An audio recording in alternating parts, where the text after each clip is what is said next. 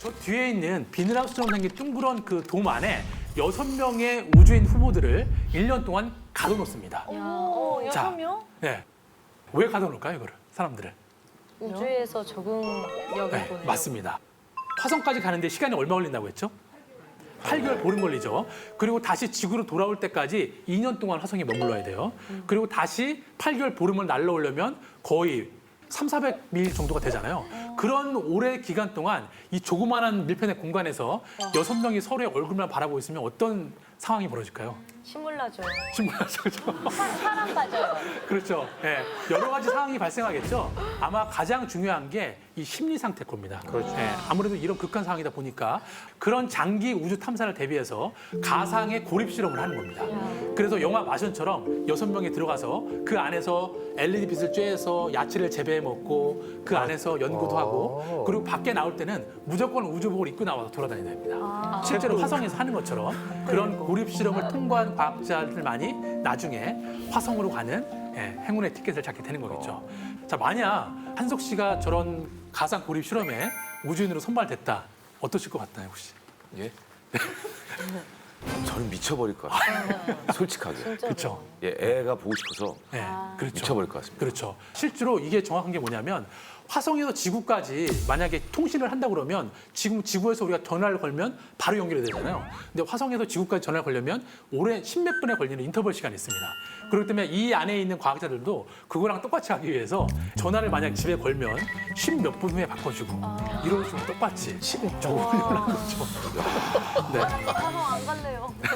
근데 다행스럽게 6명의 과학자가 아무도 미치지 않고 다 나왔습니다. 자, 어쨌든 이제 그 차를 타고 저 눈이 쌓여 있는 봉우리를 올라가게 되면 화성 대기의 메탄가스를 관측한 천문대의 모습을 볼 수가 있는데요. 자, 근데 그 눈이 쌓여 있는 표면을 자세히 보시면 어떤 자국들이 보입니다.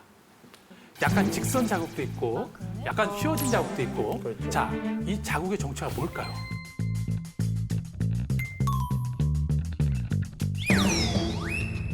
스키장 아니에요? 별똥별? 네? 스키장. 스키장.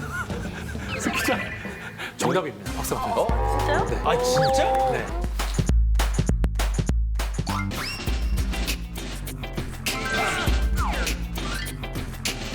바로 천문학자들이 스키 탄 자국입니다. 아, 그래요? 네, 저기 아래 해변에서는 지금 해변에서 지금 막 해수욕하고 막 선탠을 하고 있는데 이 산 정상에서는 천문학자들이 스키를 타고 있는 겁니다. 이야. 자, 믿겨지시지 않으시죠? 이 천문학자들만 넣을 수 있는 특권일 텐데, 자, 근데 한 가지 문제가 있습니다. 제가 이 산의 높이가 어느 정도 된다고 했죠? 4,200m라고 말씀했죠? 4,200m면 히말라야 베이스 캠프보다 더 높은 위치입니다.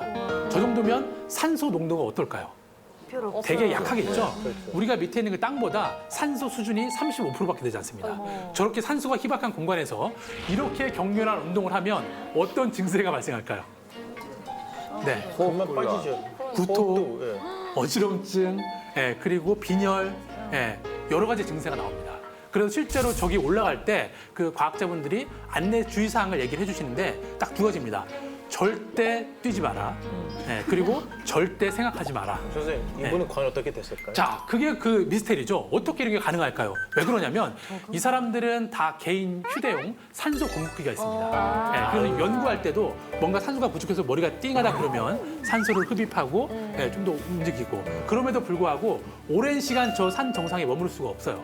그렇기 때문에 해발 2,800m 정도 지점에 있는 휴양지를 왔다 갔다 하면서 그렇게 연구를 수행하고 있습니다. 근데 어쨌든 저렇게 높은 천문대를 배경으로 저렇게 스노우보드를 한번 타본다는 거는 정말 진짜 특별한 경험이겠죠. 네. 이제 그 산 정상에 올라가면 가장 먼저 생긴 이 수바루 천체 망원경을 만날 수가 있는데요. 이 망원경이 약 30년 전에 가장 먼저 이 마운야케산 정상에 만들어진 천체 망원경입니다. 자, 그러면 이 불모지 같은 마운야케 산에 가장 먼저 천문대를 세운 나라가 어느 나라일까요? 스바루니까 러시아 아니에요? 러시아? 스바루가 일본 말이 아니에요? 일본어로 일본 차 아니에요? 자동차? 일본 자. 말로 뭐예요? 스바루? 무슨 말이에요? 자동차. 무슨 말이에요? 자동차. 무슨 말인지 모르지만. 네, 맞습니다. 맞는데 정답입니다. 바로 일본입니다. 네. 그 자기네 국립 천문대를 본토가 아닌 미국 땅인 하와이 산 정상에 가장 먼저 천문대를 세운 게 바로 일본입니다. 자, 그리고 이 수바루라는 말이 일본 말로 폴리아데스 성운이라는 의미예요. 예, 별자리 이름이거든요. 그러니까 되게 아름다운 내 의미를 내포하고 있는 천문대죠. 네. 오실 씨 말대로 수바루라는 차량 그 브랜드도 있습니다. 아 맞다 이 별. 네, 글쎄 맞습니다. 맞습니다. 별자리 이름. 별자리. 네. 자, 근데 그 다행스럽게 저희가 뭐 올라간다고 다 볼 수 있는 게 아니잖아요. 근데 마침 이 수바루 천문대에 한국인 천문학자분이 한 분 계셨습니다. 네, 진짜 기적적으로 이 한국인 천문학자분이랑 연결이 돼서 이 내부를 둘러볼 수가 있었는데 이분 같은 경우에는 한국에서 천문학을 전공을 하셨는데 우리나라가 이제 뭐 십수년 전만 해도 이렇게 거대한 천체 망원경이 없기 때문에 뭔가 관측을 하기에는 조금 사항이 좋지 않았어요. 그래서 일본에 있는 대학으로 유학을 가셔서 거기에서 학위를 받고 이제 일본 연구원 자격으로 여기에 취직을 하신 거죠. 자, 그래서 이제 저희가 이 내부를 볼 수가 있었는데 사유리 씨, 일본이랑 하와이가 몇 킬로 정도 떨어져 있는지 아십니까 혹시? 5만 킬로? 5만 킬로? 그렇게 많이 떨어져 있나요? 아니요, 3만 킬로? 3만 킬로? 예, 많이 줄여셔야 될 것 같습니다. 1만 킬로 때 매년마다 더 가까워지고 있다고 들었어요. 일본 본토랑 이 하와이 비갈레톤까지는 약 6,000에서 7,000km 정도 떨어져 있는데요. 근데 사유리 씨가 점점 이렇게 가까워지고 있다는 거는 대륙판이 움직이고 있다는 거를 표현해 주신 거거든요. 맞아요. 있어 보여. 자기네 본토에서 이 7,000km 정도 떨어져 있는 이 하와이에 있는 마우니케산 정상에 이 천문대를 세웠는데 1년에 이 천문대를 보겠다고 일본 사람들이 약 만 몇천 명이 여기로 왔다 간다는 겁니다. 와. 예, 이걸 보기 위해서. 자, 근데 달리 생각을 하면 이 10,000명이 넘는 사람들의 숫자는 단순히 관광객의 숫자를 보기는 어려울 겁니다. 제 식으로 표현하자면 일본의 기초과학 수준과 이 관람객 숫자가 정비례한다고 해도 아마 큰 의견이 없을 겁니다. 분명 이 천문대는 천문학자들이 연구를 하기 위해서 만들어놓은 연구 시설이지만 일반 사람들한테는 어떤 문화적 랜드마크로 또 다르게 인식이 될 수 있는 거거든요. 그래서 이 천문대를 방문하고 여기서 별을 보고 그런 걸 통해서 어떤 지적 영감을 얻고 그것들이 사회 전반에 확산이 된다면 이거야말로 과학을 더 확산시키는데 아주 중요한 기폭제 역할을 한다고 생각을 합니다. 여러분 아마 지금으로부터 약 한 35년 전쯤에 개그맨 심영래 씨가 주연했던 우레메라는 만화 영화 기억하십니까? 예. 기억하시는 분 한번 손 한번 들어주시죠. 예, 그럼요. 네, 역시 나이 들으셨습니다. 네, 그 우레메라는 만화 영화에 보시면은 그 소백산 천문대에서 레이저를 발사해서 외계인의 우주선을 격추하는 장면이 나옵니다. 그 당시에 우리가 그걸 보고 어떤 상상을 했죠, 우리가? 야, 이게 말이 되나? 네, 어떻게 천문대에서 레이저가 나가? 이렇게 말도 안 되는 얘기야 라고 얘기를 했지만 우레메의 상상력이 20년 뒤에 여기서 현실이 됐다는 거죠. 달리 말하면 과학 기술이라는 게 물론 연구하는 것도 중요하고 뭔가 수학도 잘 알아야 되고 여러 가지 중요한 것들이 많이 있지만 상상력이 없으면 한 발자국도 나갈 수 없는 게 과학의 또 다른 이면입니다. 예. 네, 그리고 이제 밤이 되면 본격적으로 이제 우주를 관측을 하게 되는 건데요. 자, 근데 뭐가 좀 이상하죠. 밤에 우주를 관측하는데 동그란 망원경은 안 보이고 허공에다 대고 레이저가 하나 올라가고 있습니다. 예. 자, 이거 왜 그럴까요? 왜 그럴까요? 표적을 지정하기 위해서 거의 가까이 왔습니다. 별을 찍어서 별을 찍어서 일부 맞습니다. 결국 우리가 별을 보는 거는 그 별의 빛을 보는 거죠. 예, 오래된 별의 빛을 보는 건데 문제가 있습니다. 그 별빛이 대기권을 통과할 때 대기에 산란 현상이라는 게 있어요. 아지랭이랑 똑같은 현상입니다. 그렇기 때문에 상이 이렇게 다 이그러집니다. 옆에 있는 것처럼. 예, 그래서 별이 더 반짝여 보이는 거거든요. 자, 우리가 볼 때는 반짝반짝 작은 별 아주 귀여운 별이지만 연구용 데이터로 쓰기에는 정확도가 떨어지겠죠. 자, 그래서 과학자들이 생각하는 방법이 뭐냐면 내가 관측하려는 별이 여기 있으면 레이저를 그 옆에 쏴서 가짜 별을 하나 만듭니다. 그래서 그 가짜 별의 별빛이 다시 대기권을 통과할 때 또 흔들리겠죠. 그때 수학적으로 역보정해서 옆에처럼 선명한 이미지를 얻어내는 겁니다. 자, 저런 기술이 이 천체 망원경에 탑재되어 있기 때문에 멀리 있는 천체들을 정밀하게 관측을 할 수 있는 거죠. 대박이다. 근데 좀 전에 레이저를 관측한다고 말씀을 드렸는데 앞만 봐도 저게 레이저 같아 보이시나요? 진짜 딱 보시기에? 누가 그냥 포토샵으로 줄 하나 딱 보는 것 같기도 하고. 예. 그리고 우리가 기존에 알고 있던 우주의 관측에 대한 그 모습과 워낙 너무나 다르잖아요. 그러면 실제로 레이저를 관측하는 게 맞는지 그 영상을 잠깐 감상하시고 계속 이야기 이어나가겠습니다. 아, 이쁘다. 우와. 불과 몇 시간 전에 하와이 마우냐 계단 정상에 레이저 쇼가 이것처럼 펼쳐졌을 겁니다. 우와. 무슨 실내 돔 들어와 있는 것 같아요. 로man틱하네요. 누가 과학을 딱딱하다고 했나요? 그런데 가서 데이트. 과학은 로맨스입니다, 여러분. 여기 데이터 스팟. 아 예쁘다. 아우, 우와. 낮에도 낮에도 보일 수 있네요. 낮에는 보이지 햇빛이 않습니다. 낮에요? 네. 아 예뻐라. 우와. 예쁘다. 육중한 쇳덩어리가 아니라 하나의 생명을 가진 생명체들 같죠? 네. 신기해.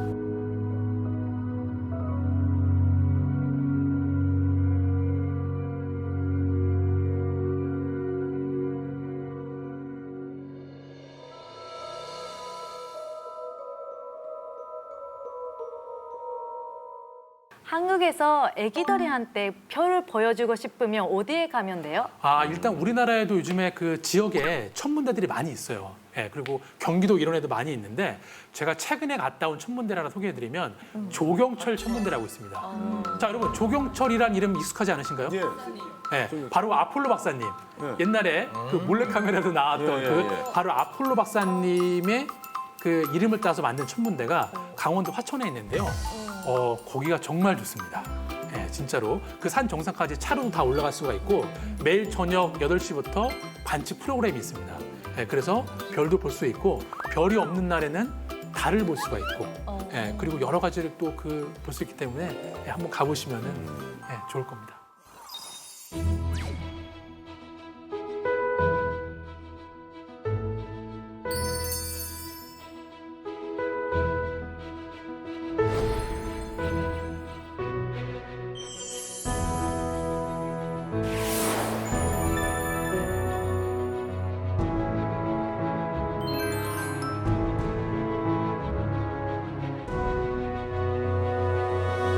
자, 혹시 이 여기 화면에 보이시는 허블 우주 망원경이라는 거를 이름을 들어봤다거나 어떤 책에서 봤다거나 하시는 분들 계신가요, 혹시? 네. 자, 이 허블 우주 망원경이 올해로 우주에 간 게 약 27년이 됐습니다. 오래됐네. 네, 27년이 됐는데 그동안 총 5번의 수리를 거쳤습니다. 예.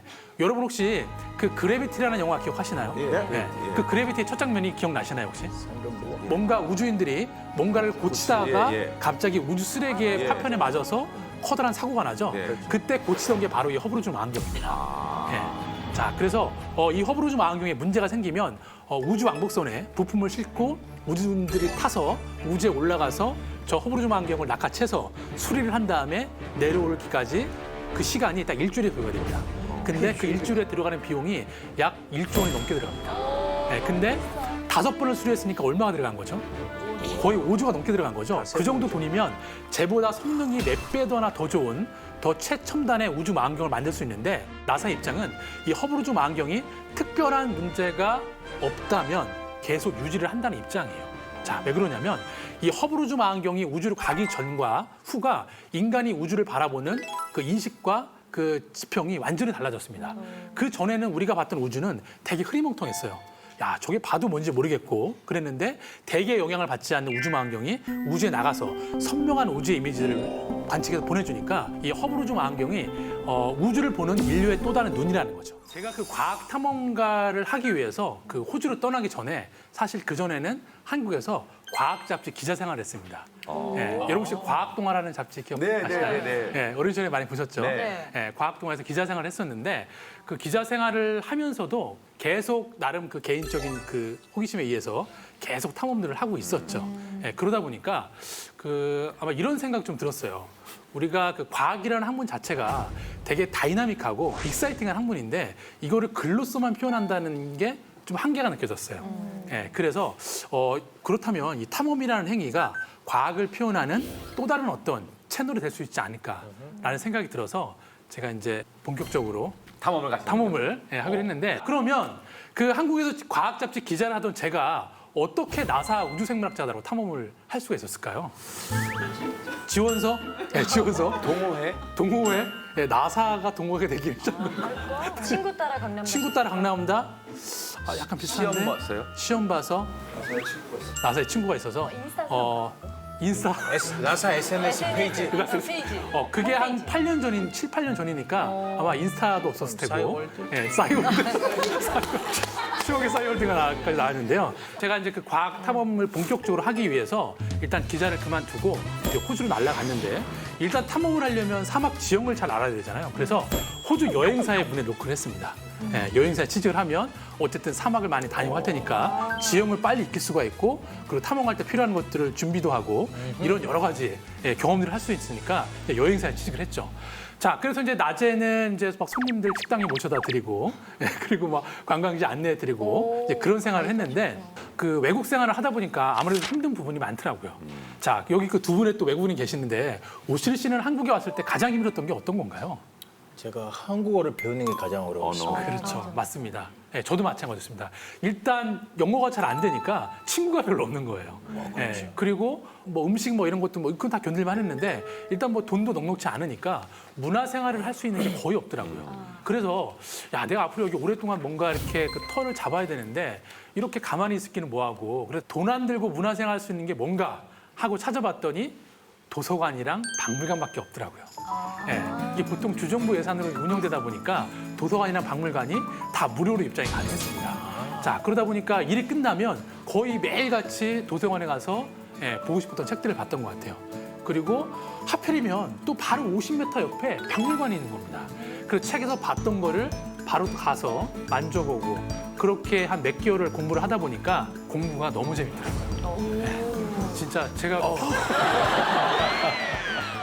그러다 보니까 이제 도서관 사서도 친구가 되고 그리고 새로운 책이 나오면 나한테 먼저 보라고 이렇게 전해주더라고요. 예, 제가 이쪽에 관심 있는 걸 아니까. 자, 그러다가 어느 날 그날도 여김없이 낮에 일을 하고 저녁에 도서관을 갔어요. 갔는데 사서가 한 권의 책을 추천해 준 거예요. 이게 새로 나온 책이다. 네가 좋아하는 분야인 것 같다. 라고 딱 봤는데 그 책을 보는 순간 전기가 왔어요. 이 책의 저자 이름이 너무나 낯이 익은 거예요. 이 책의 저자 이름이. 그래서 내가 이 사람을 어디서 봤지라고 생각해 봤더니 제가 나름 과학 덕후다 보니까 과학 다큐멘터리를 수백 편을 봤습니다. 네, 그러다 보니까 항상 지구 대기에 산소가 어떻게 만들어지는지를 설명할 때 늘 사륜구동차를 타고 먼지를 흩날리면서 등장해서 설명해 주는 과학자가 있었는데 바로 그 사람이 쓴 책이었습니다. 예. 근데 마침 이 사람이 또 나사에 근무를 하다가 이 호주에 있는 연구소로 파견을 나와 있는 겁니다. 프로필을 보니까. 자, 그래서 용기를 내서 메일을 보냈습니다. 근데 아까 제가 영어를 잘 못한다고 했었죠, 그때. 네. 예, 지금도 그렇게 잘하는 건 아니지만 메일을 어떻게 보냈을까요? 번역기. 구글 번역기의 힘을 빌려서 보냈는데 8년 전 안 좋았을 텐데. 8년 그렇죠, 맞습니다. 아마 외국인들이 다 본 것 같은데 지금도 그 메일을 꺼내 보면 이거는 문장이 아닙니다. 네.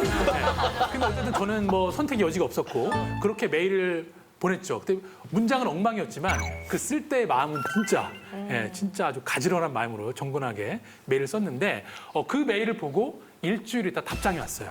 이야, 만나자고. 꿈 같아. 만나자고 답장이 왔어요. 근데 그 일주일 후에 만나기로 했는데 제가 그날부터 매일 저녁 한 가지 치렀던 의식이 하나 있습니다. 제가 묵은 숙소에서 연구소까지 한 20분 정도 거리가 되는데 매일 그 연구소를 찾아가는 연습을 했어요.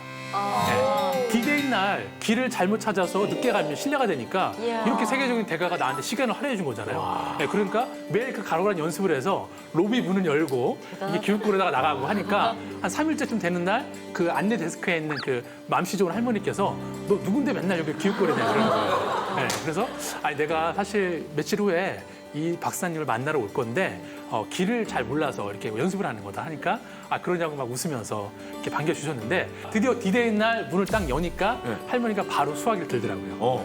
얘가 왜 온지 아니까. 그래서 박사를 만나서 이제 네. 바로 이 앞에 있는 마틴 반 크라네노크라는 나사 우주생물학자를 만나게 됐습니다.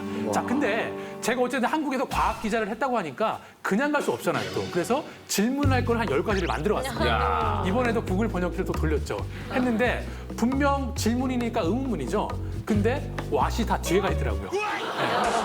이건 사실 뭐 지금이야 진짜 구글 번역기 좋았지만 사실 제가 쓰고서도 저도 영어를 못하지만 이거 분명 맛이 이게 앞으로 가야 되는데 뒤에가 있으니까 이게 맞나 싶어서 어쨌든 인터뷰를 했는데 잘 안 되죠. 그러니까 저 박사가 인터뷰 질문서를 딱 보더니 자기가 얘기를 하면서 이런 걸 물어보고 싶은 거냐라고 물으면서 1시간 정도의 인터뷰를 마쳤습니다.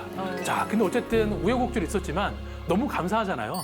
그래서 진짜 너무 고맙습니다 하고 집에 가려고 했더니 잠깐만 기다리라는 거예요.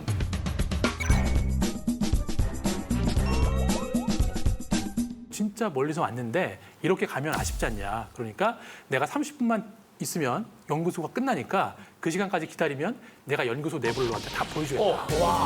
제안 주셨어요. 이야. 자, 그래서 30분을 기다렸다가 연구소 내부를 2시간 동안 다 둘러봤습니다. 자, 심지어 이런 그 과학자들의 곡간 창고라고 불리는 샘플 보관실에 가면 수십억 년 전에 살았던 미생물들 화석들이 엄청나게 많거든요. 그 표본을 또 과학 현미경으로 다 보게 되고, 진짜 막 전율이 솟더라고요. 인간이 직접 갈 수 없는 곳에는 저 위에 보이는 것처럼 화성에 탐사 로봇을 대신 보내서 거기에 생명체가 과거에 살았던 흔적이 있는지 아니면 지금 살고 있는지 이런 것들을 조사하게 되는 거죠. 자, 그러면 화성 이야기가 나왔으니까 우리 잠깐 화성으로 좀 여행을 떠나보겠습니다.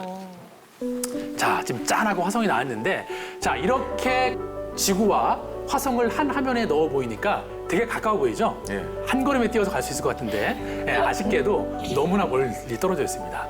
평균적으로 2억만 킬로미터 정도 되고 그리고 2년 4개월마다 가장 가까워질 때가 있는데 그때 가더라도 5,500만 킬로미터가 떨어져 있습니다.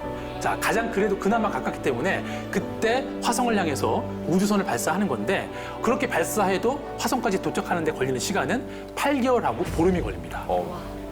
자, 근데 8개월 보름 가서 다 무사히 착륙을 하면 다행인데 착륙하는 건 또 다른 문제입니다. 날아간다고 다 착륙을 하는 게 아닙니다. 지금 지난 50년 동안 화성으로 발사가 돼서 화성 표면에 착륙을 했던 탐사 로봇이 5대밖에 되지 않습니다.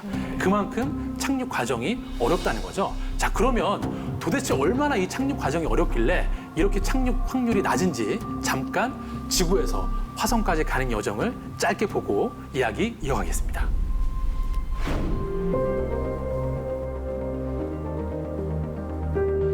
네, 일단 그 8개월 보름을 날아가서 이제 본격적으로 착륙 과정이 시작이 되는데요. 자, 우리가 보기에는 되게 천천히 떨어지고 있는 것 같지만 대략 KTX의 약 180배 속도로 떨어지고 있습니다. 그렇게 달라요? 그리고 외부의 온도가 수천 도에 이르고요. 자, 그렇기 때문에 나사랑 통신이 되지 않습니다. 그래서 자체 내장된 프로그래밍 된 대로만 자동 착륙을 해야 되니까 이 과정이 어려운 거죠. 자, 근데 이거 그냥 이렇게 떨어지면 어떻게 될까요? 터지겠죠. 박살나겠죠? 자, 그럼 뭔가 속도를 줄여야 될 텐데 어떻게 속도를 줄일까요? 바람. 낙하산. 예, 다수기를 원칙에서 자, 맞습니다.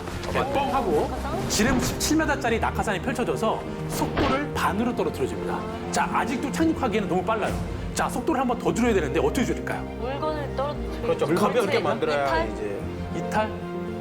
낙하산 속의 낙하산. 낙하산 속에 낙하산. 반으로 자르고. 네, 바로 답이 나왔는데 역추진이 가능한 스카이 크레인이라는 로봇이 착륙 가능한 수준으로 속도를 완전히 떨어뜨려줍니다. 자, 그러면 이제 이대로 그대로 착륙을 할까요? 참고로 이 탐사 로봇의 무게가 약 900kg 가까이 나갑니다.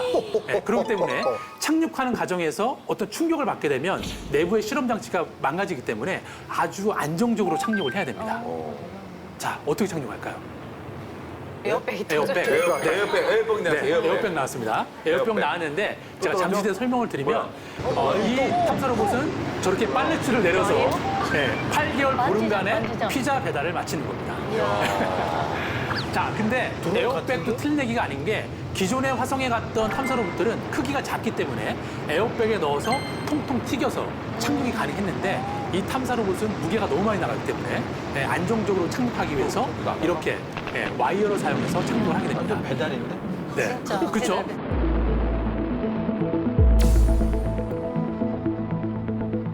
자, 그러면 오칠 씨, 저 배달의 로봇은 어떻게 될까요? 자동분해? 기다리다가 또 오지 않을까? 기다렸다.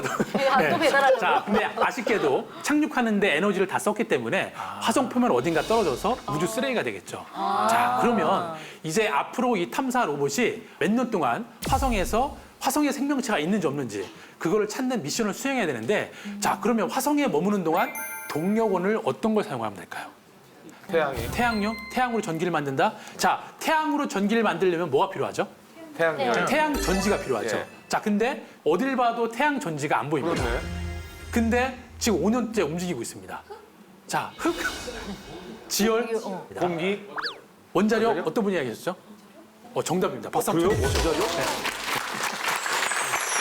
사실 이게 되게 맞추기 어려운 건데 바로 이 탐사 로봇은 안정적으로 전기를 공급하기 위해서 뒤에 붙은 원자력 전지로 원자력 배터리로 수명이 10년 이상 움직이게 할 수 있습니다. 10년. 자, 왜 그러냐면 기존에 화성에 갔던 탐사 로봇들은 여러분이 알고 계시는 것처럼 태양 전지를 통해서 태양 표시를 받아서 전기를 만들었는데 문제가 있습니다. 여러분 혹시 영화 마션이라는 영화 보셨나요? 네. 거기처럼 화성에 모래폭풍이 불어버리면 모래먼지가 태양 전지를 덮어버리니까 충전이 안 되는 거죠. 네, 그래서 죽었다 살았다를 반복하니까 제대로 탐사 미션을 수행할 수가 없겠죠. 자, 그래서 안정적인 전기 공급을 위해서 이 탐사 로봇에는 원자력 전지로 움직이게 하는 식으로 만들었습니다. 자, 근데 앞으로 더 멀리 우주 탐사를 하거나 더 오래 화성 탐사를 하려면 배터리도 안정적이어야 되고 그리고 모든 탐사 장비들이 작아야 됩니다. 그래서 요즘에 나사에서 아주 이 전공자들을 많이 채용을 하고 있습니다. 자, 어떤 전공자냐면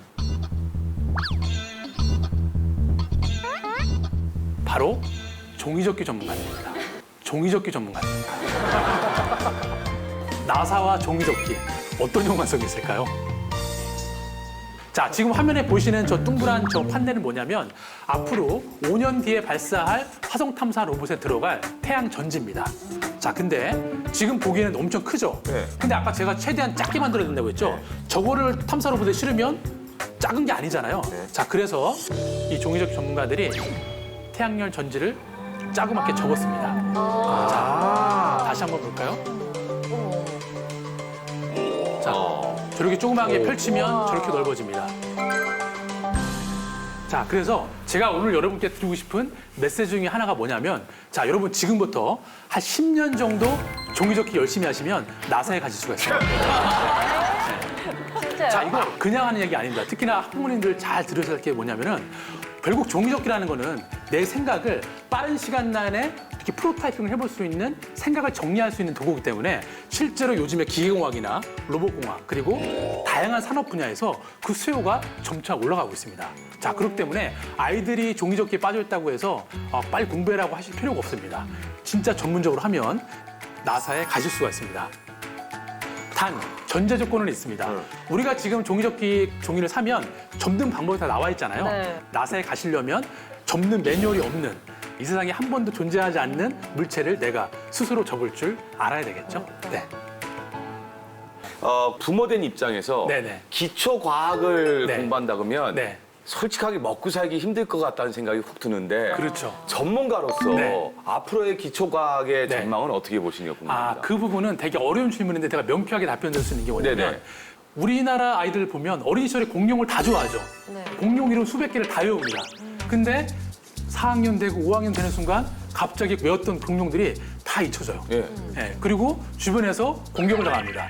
야, 이렇게 중학생이고 초등학생이고 고학년인데 아직까지 공룡을 좋아하면 어떻게 하냐. 이런 질문을 많이 받습니다. 자, 근데 왜 그러냐면 한석 씨 말씀처럼 공룡을 전공하고 잡을 구할 수 있는 곳들이 많지 않기 때문에 그래요. 되게 제한적이라는 거죠. 이를테면 뭐 연구소에 간다거나 아니면 대학에 가서 교편을 잡는다거나 이 정도인데 제가 외국에서 탐험을 하면서 만났던 과학자들의 행보는 완전히 달랐습니다.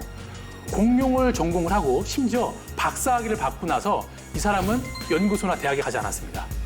어딜 갔냐면 디즈니나 픽사에 갑니다. 네, 자기가 어린 시절부터 평생을 좋아했던 공룡이고 심지어 그거에 대한 박사 학위까지 있어요. 이런 지식을 가진 사람이 디즈니나 픽사에 가서 공룡 애니메이션을 만든다. 경쟁이 될까요? 경쟁 안 됩니다. 아이들에게만큼은 탐험이 사치가 아니었으면 좋겠어요. 어떻게 아이들한테까지도 탐험이 사치면 이게 사람 사는 세상인가요? 아름답다. 적어도. 네, 제가 하고 싶은 게 그런 겁니다. 그러면 이 탐사 로봇이 지난 5년간 얼마나 움직였는지 한번 지도로 표기를 해봤습니다. 표기를 해봤더니 저 빨간색으로 표기된 부분이 지난 5년 동안 움직인 거리인데요. 저 거리를 재봤더니 14.5km 정도 움직였습니다. 근데 참고로 저 탐사 로봇을 만드는 데 들어간 비용이 2조 4천억 원 가까이입니다. 네. 2조? 네. 2조 4천억짜리 장난감이 지난 5년 동안 14km밖에 안 움직인 겁니다. 자, 이거 너무 천천히 가는 거 아닌가요? 아마 사람이 이 정도 속도로 5년을 걸으면 어디까지 갈 수 있을까요? 서울에서. 13km보다 많이 갈 그렇죠. 거예요. 어쨌든 대전이나 대구까지 갈 수 있다고 생각을 하는데 그렇죠. 너무 천천히 가죠? 자, 이거 왜 이렇게 천천히 갈까요? 길이 울퉁불퉁 네, 거의 맞추셨습니다. 네. 자, 보시면 저거는 그 탐사 로봇의 바퀴를 이 탐사 로봇이 자기 손에 달려 있는 카메라로 셀카를 찍어서 나사로 전송한 사진입니다. 네. 근데 바퀴 밑을 유심히 보시면 뭐가 보이죠, 여러분? 바위 같은. 그렇죠. 조그만 돌멩이 같은 게 보이죠? 자, 저런 돌멩이가 딱 보이면 절대 앞으로 가지 않고 셀카를 찍어서 나사로 전송을 합니다. 그러면 나사에 똑같은 모양의 탐사 로봇이 한 대가 더 있습니다. 그래서 이 돌멩이에 걸려있는 상황을 과학자들이 똑같이 재현을 합니다. 모래에 갖다 붓고 저 돌이랑 똑같은 크기의 돌을 만들어서 그 바퀴에 갖다 댄 다음에 이 돌멩이를 넘을 때까지 탈출 실험을 합니다. 그래서 이 돌뿌리를 넘을 수 있다는 확신이 200% 이상 들었을 때 앞으로 전진 버튼을 누르는 겁니다. 자, 만약에 90% 확신이 들었는데 전진을 했다가 요만한 돌멩이 때문에 오도가도 못하면 어떻게 될까요? 고장나요. 고장나죠. 네. 망하는 거죠. 이조 네, 다 2조 얼마라고 했죠? 날아가죠. 날아가는 이조 거죠. 너무 비싸. 자, 그렇기 때문에 모든 우주국들이 만들어서 우주를 발사하는 우주선과 탐사 로봇은 지구에 다 저렇게 복제품이 있습니다. 아마 여러분이 영화 마션에서도 보셨을 텐데요. 마크 와트니가 지구랑 통신을 하기 위해서 화성에 오래전에 떨어져 있는 패스파인더라는 우주선을 주워다가 교신을 시도하니까 지구에 있는 과학자들도 창고에 있는 그 먼지 쌓인 우주선을 꺼내다가 교신을 시도하잖아요. 같은 기종끼리만 통신이 맞으니까 네, 그런 이유라고 보시면 좋을 것 같습니다. 네, 그래서 궁극적으로 이런 문제가 왜 생기냐면 결국 탐사 로봇도 자동차입니다. 앞에 지형에 뭐가 있는지 볼 수가 없는 자동차이기 때문에 저쪽 지형에 어떤 장애물이 있을지 모르기 때문에 이런 문제가 발생하는 건데 그래서 4년 후에 나사가 새로운 탐사선을 발사를 하는데 그 탐사선에는 화면에 보시는 것처럼 정찰용 드론이 탑재되어 갑니다. 그래서 이 드론이 반경 1km를 정찰을 하면서 방향을 안내해 주는 거죠. 내비게이션처럼 야 이쪽에 길이 좋으니까 이쪽으로 가면 좋을 것 같다. 이쪽으로 가면 좋을 것 같다. 이런 식으로 저 탐사 로봇의 눈과 기억화를 해주는 거죠. 자, 근데 문제가 있습니다. 우리가 여러분 아마 드론 다 날려보신 기억들 있으시죠? 예. 우리가 보통 드론을 날리면 아무리 작은 비행차라도 상승과 하강을 하려면 양력이라는 힘이 필요합니다. 근데 이거는 대기가 있어야만 가능한 힘입니다. 근데 애석하게도 화성은 지구 대기 밀도의 1%밖에 되지 않기 때문에 그냥 우리가 지구에서 쓰는 드론을 화성에 가져가면 상승을 할 수가 없습니다. 그래서 나사가 생각해낸 방법이 뭐냐면 인공으로 양력을 만드는 거죠. 자, 그래서 여러분 저기 화면에 보시는 드론의 날개 부분을 유심히 보시면 약간 어떤 비행체의 날개랑 닮아 있죠? 그렇죠. 헬리콥터랑 비슷하게 생겼죠. 헬기. 그래서 아래에 있는 프로펠러와 위에 있는 프로펠러의 회전 방향을 서로 반대로 해서 인공적으로 양력을 만들어서 네, 상승을 하는 걸로 이 문제를 해결해 나갔습니다. 어디야? 그래서 저희도 한번 이거를 만들어봤습니다. 네, 아는 지인하고 저는 궁금한 거 다 만들어보기 때문에.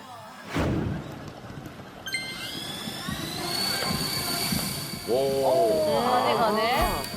네, 아마 크기랑 모양이 좀 다르겠지만 몇 년 후에 나사의 화성 탐사 드론이 화성에서 이렇게 날고 있다라는 기사를 접하신다면 그때 저를 꼭 한번 기억해 주시면 네, 좋을 것 같습니다. 지금까지의 이야기만 듣고 보면 화성 탐사가 아무런 문제 없이 진행되고 있는 것 같지만 네. 김상중 씨, 네. 우주 탐사를 하려면 뭐가 많이 들죠? 아무래도 예산이 많이 들죠. 그렇죠. 예산입니다. 바로 비용이 많이 들죠. 천문학적인 비용이 들어갑니다. 자, 그래서 2000년대 초반에 클린턴 정부 들어서면서 화성 탐사도 이 예산 때문에 의회에서 어떤 문제가 생기죠. 야, 지금 지구도 그렇고 미국 내도 경기가 안 좋은데 꼭 이렇게 우주 탐사에 천문학적인 돈을 들어야 되느냐. 이런 거에서 자유로울 수가 없었는데 바로 이 한 장의 사진이 관측됨으로 인해서 다시 한번 화성 탐사가 탄력을 받게 됩니다. 자, 이 사진은 뭐냐면 화성 대기에 있는 메탄가스의 농도를 관측한 사진입니다. 자, 그래서 빨간색으로 표기된 부분이 메탄가스 농도가 짙은 부분이고 초록색으로 갈수록 메탄가스 농도가 옅어지는 겁니다. 자, 우리가 일반적으로 학창 시절에 우스갯소리로 메탄가스를 뭐에 많이 비유했죠? 김현석 씨? 방구요? 방구 맞습니다. 정답입니다. 박수 한번 쳐주시죠.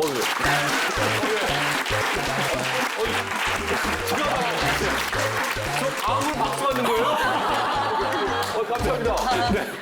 네, 아주 중요한 그 답을 맞추셨는데 사실 그냥 하는 얘기가 아니라 지금 우리 지구상에 존재하는 거의 80% 이상의 메탄가스는 소 같은 동물들이 끼는 방귀나 트름 그리고 식물의 사체가 썩을 때 만들어지는 가스로 만들어집니다. 자, 근데 그런 메탄가스가 화성에서 관측이 됐다는 거는 뭘 의미하는 걸까요? 에너지가 있다? 생물이 있다. 생명체가 있다? 누군가가 방구를 끼고 있다. 그렇죠. 다시 한번 박수 쳐주세요. 그래요?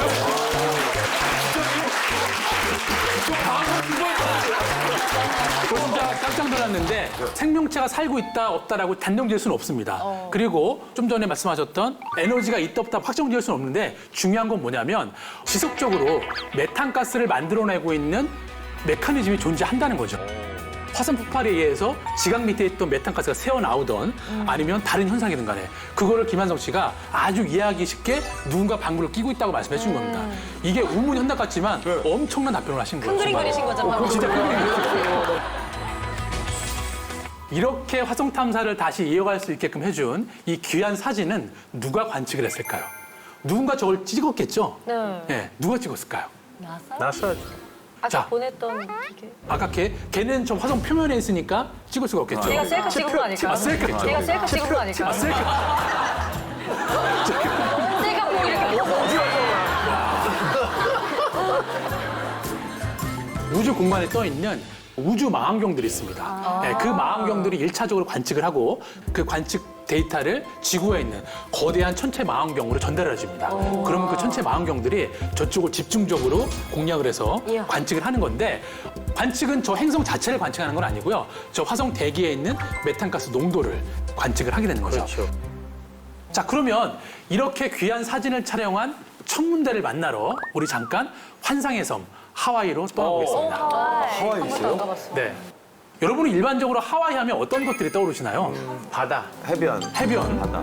화산, 그렇죠. 하와이 하면 여러 가지 그런 아름다운 이미지도 떠오르지만 화산섬이라는 이미지가 가장 중요합니다. 그리고 아직까지도 화산 이파에서 용암이 흘러서 계속 바다로 흘러가고 있는 그런 살아있는 섬입니다. 자, 그 하와이에 가면 빅 아일랜드라는 화산섬이 있는데 그 화산섬 가운데 해발 4,000m가 넘는 마우나케아라는 산이 있습니다. 그 산 정상에 가면 좀 전에 말씀드렸던 화성의 메탄가스를 관측했던 거대한 천체 망원경을 만날 수가 있습니다. 아 진짜? 네. 자, 근데 제가 한 장의 사진을 더 보여드리는데 자, 여러분 이 사진은 어디 사진이죠? 제주도? 그렇죠. 우리가 너무나도 많이 가봤던 바로 제주도의 사진입니다. 자, 근데 제가 이 사진을 왜 보여드리냐면 제가 주로 해외를 많이 탐험을 다니다 보니까 해외에서 만난 과학자들이 초반에 저한테 그런 얘기를 많이 했어요. 야, 한국도 제주도처럼 과학적으로 가치가 엄청난 섬들이 있는데 너는 왜 제주도를 안 가고 이렇게 해외로만 탐험을 다니냐라는 얘기를 하는 겁니다. 그래서 처음에는 그냥 인사치레로 그러겠거니 싶었는데 너무 많이 자주 들으니까 아, 그래? 그럼 나도 좀 제주도 다시 한번 좀 이렇게 관심 깊게 봐야겠다라고 생각만 하고 있었는데 제가 2009년도에 바로 좀 전에 그 화산섬에 탐험을 간 적이 있습니다. 자, 그래서 비행기를 타고 이제 딱 내리려고 창문을 딱 이렇게 내려다 봤는데 갑자기 제주도가 보이는 거예요. 물론 빅아일랜드 섬이랑 제주도 모양은 다르지만 공통점이 있다면 바로 화산 분화구가 있다는 거죠. 예, 그러니까 갑자기 제주도가 연상이 된 거죠. 그래서 그때 그 하와이에 가서 화산섬을 탐험을 하는 내내 계속 제주도의 모습들이 오버랩이 된 거예요. 예, 그래서 몇 달 전에 이제 제주도를 다시 한번 탐험을 하게 된 건데 화산이 만들어지는 형태가 여러 가지 과정이 있습니다. 여러 가지 과정이 있는데 이렇게 제주도처럼 해저에서 마그마가 폭발해서 화산재가 쌓여서 이렇게 망망대해인 바다에 섬이 만들어지는 경우가 흔한 경우가 아닙니다. 저렇게 만들어진 화산섬이 제주도, 하와이 빅아일랜드, 그리고 아이슬란드에 있는 슬체이 화산섬 몇 개 되지 않습니다. 그렇기 때문에 많은 외국에 있는 과학자들이 제주도를 하와이와 동급으로 지구하고 있습니다. 그래요? 네. 그래서 한 과학자는 저한테 그런 얘기를 했어요. 아, 내 평생의 꿈이 동방의 하와이라고 불리는 제주도에 가보는 거더라고요. 네. 거기에 가서 진짜 그 화산이 만들어져 있는 현무암 도류에 만들어진 생태계 그리고 그 생태 자연 속에서 살고 있는 사람들의 삶의 모습을 한번 보고 싶다라는 게 그 과학자의 버킷리스트 중에 하나였습니다. 자, 그 한 가지 알아두시면 좋은 게 사유리 씨, 네. 지구상에서 가장 높은 산이 어딘지 아십니까 혹시? 억산? 옥산? 네, 장난이에요. 그 네. 에베레스트? 그렇죠. 에베레스트 산이죠. 네. 에베레스트가 거의 8,800m 정도 됩니다. 자, 근데 해발 기준으로 했을 때 에베레스트가 가장 높은 산이고요. 해저면, 바다 밑에 있는 지각을 기준으로 했을 때는 이 천문대가 있는 마우나케아 산이 10,000m가 높기 때문에 과학적으로는 지구상에서 가장 높은 산이 되는 겁니다. 자, 근데 그 뒤를 보시면 더 높은 산이 있습니다. 산의 이름이 올림푸스 몬스라는 산인데 산의 높이가 27,000m입니다. 너무 높아. 자, 이 산은 어디 있는 산인가요? 싫지 않는 산이에요. 예, 존재하는 산입니다. 어딘가에 존재합니다. 지구에 있어요? 지구는 아니고요. 바로 네팔? 네팔은 아니고 바로 화성에 있는 태양계에서 가장 규모가 큰 화산의 이름이 올림푸스 몬스 화산입니다. 근데 이 화산 얘기를 왜 말씀드리냐면 올림푸스 몬스와 이 마우나케아와 제주도의 형성 과정이 동일하기 때문에 태양계의 화산 활동을 연구할 때 제주도와 그리고 마우나케아 산이 아주 중요한 장소로 쓰인다는 것을 말씀드리고 싶어서 설명을 드렸습니다. 제주도가 상당히 다시 보이네요. 그렇죠. 예. 네. 우리는 1시간만 비행기 타고 가면 이렇게 과학적으로 의미가 깊은 섬이 있는데 우리가 너무 쉽게 생각하는 게 아닌가. 그러니까 앞으로 이제 제주도에 가시면은 뭐 해변도로 바다도 좋지만 이런 제주도의 여러 가지 가치에 대해서도 다시 한번 생각해 주시면 좋을 것 같습니다.